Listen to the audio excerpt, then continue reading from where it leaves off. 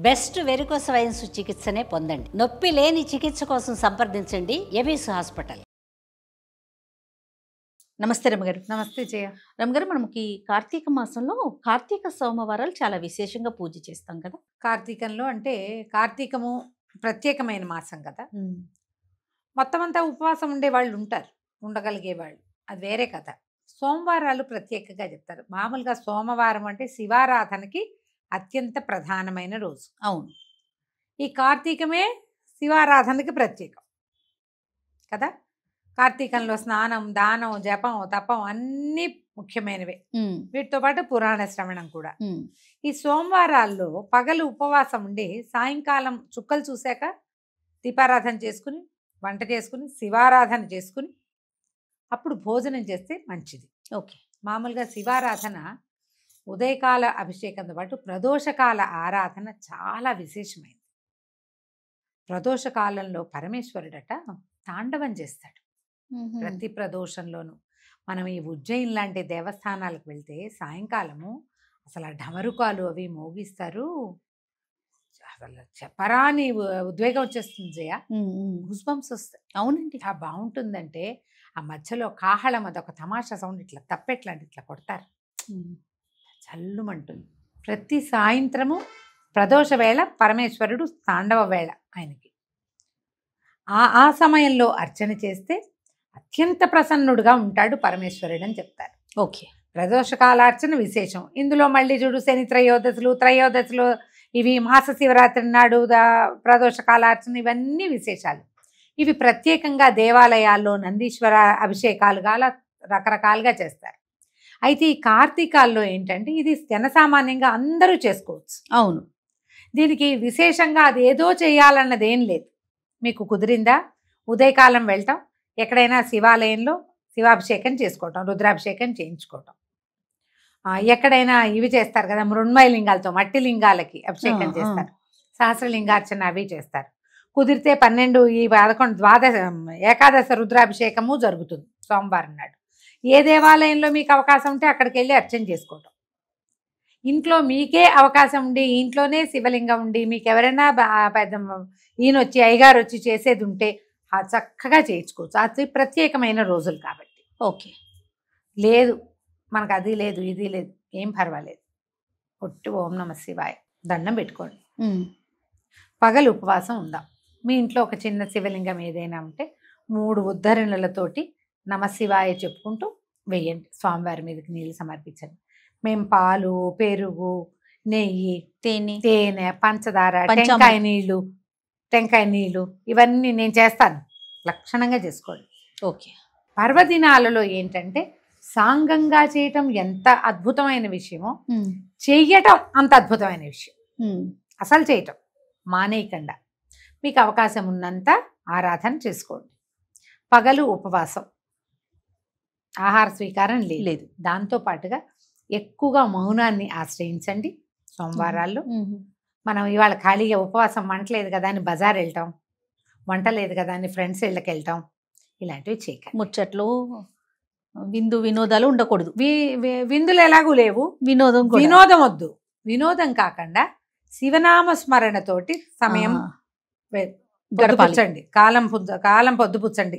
మనకు నడవాలి కదా సాయంకాలం దాకా. అవును. శీతాకాలం వచ్చేసింది, 6 అయ్యేసరికి చీకటి పడేసరికి ఈ ప్రదోష కాలంలో దీపారాధన చేసుకోండి. ఓకే. 6:6 అయ్యేసరికి సూర్యాస్తమయం అవగానే దీపం పెట్టడం. ఆ సమయంలో ఓం నమ శివాయ అసలు ఒట్టి పంచాక్షరిని 100 సార్లు చదువుకోవటమే అద్భుతమైన ఫలితాన్ని ఇస్తుంది.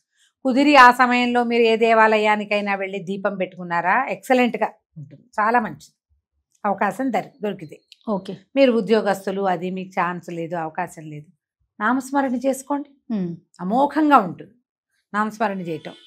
తర్వాత ఇంటికి వచ్చి మళ్ళీ ఒకసారి స్నానం చేయటము, అవకాశం మీకు ఆరోగ్యం సహకరిస్తే, లేకపోతే కాస్త కాళ్ళు చేతులు మొహం కడుక్కుని బట్టలు అవి మార్చుకుని ఒక మాట దేవుడి దగ్గర దీపం పెట్టుకుని దండం పెట్టుకుని ఏదైనా చదువుకున్నది ఏదైనా ఓళ్ళన్నా శివ పంచాక్షరి ఎన్ని ఉన్నాయో నామాలు. అవును.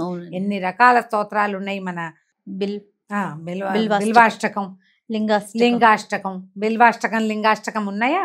తర్వాత ఏమో శివమహిమ్న స్తోత్రము, శివ మానస పూజ. నమ్మకం చమకం కూడా చదువు. నమ్మకం చమకం ఆడవాళ్ళందరికీ ఎక్కడొస్తాయమ్మా, అవి నోరు తిరగదు. కష్టం కదా. చమకాలు మగవారు చేయటము, పురోహితులు ఎవరైనా ఉంటే అవకాశం, మన దేవాలయానికి వెళ్తే అది కుదురుతుంది. మీరు అవన్నీ చదవకర్లా, ఇవి చదువుకున్నా చాలా, ఇవే చాలా గొప్పవి. అవును, చాలా ఏమి లేకపోయినా పంచాక్షరి మంత్రమైనా పొట్టిగా పంచాక్షరి నమశివాయ అనుకున్నా చాలు. చేసి ఏదైనా చకచకా వంట చేసుకుని ఆ చేసింది స్వామికి నివేదన చేసి దండం పెట్టుకుని ఆ ప్రసాదాన్ని భుజించండి. ఎంత చక్కగా అయిపోతుందంటే కార్తీక సోమవారం 4 సోమవారాలు వస్తాయి. 4 వారాలు ఉపవాసం ఉండండి, సాయంకాలం పూజ చేసుకోండి. శివారాధన సులభంగా ప్రసన్నమవుతాడమ్మా శివుడు. అవును, పరమేశ్వరుడు ఐశ్వర్యకారకుడు, మోక్షకారకుడు రెండుగా చెప్తారు.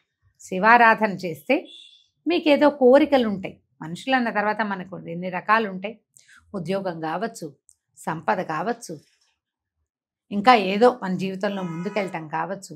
మీరు త్రికరణ శుద్ధిగా శివయ్యనే మనసులో నిలుపుకుని ధ్యానం చేసుకుని పూజా విధానం సజావుగా ఎంత చాతొస్తే అంత ఒక నియమం ప్రకారం కొనసాగించి అత్యద్భుతమైన ఫలితాన్ని పొందవచ్చు. లేదు మనకేం కోరికలు లేవు, మానసికమైన ప్రశాంతత వస్తుంది. అవును, శివారాధన వల్ల చాలా ప్రశాంతత వస్తుంది.